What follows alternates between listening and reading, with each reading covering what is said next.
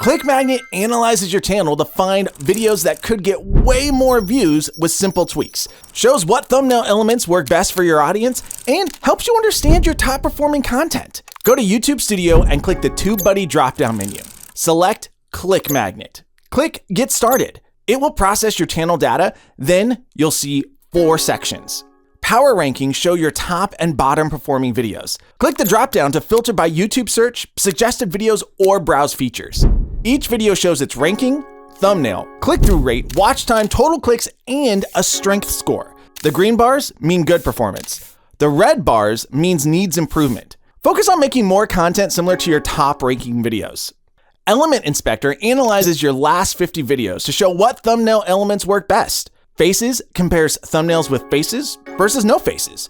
Emotions shows which facial expressions drive the most clicks. Sizes breaks down whether long shots, medium shots, close-ups, or mixed faces work better.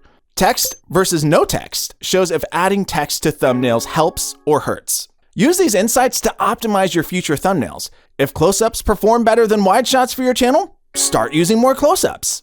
Words in titles shows which words drive the most clicks.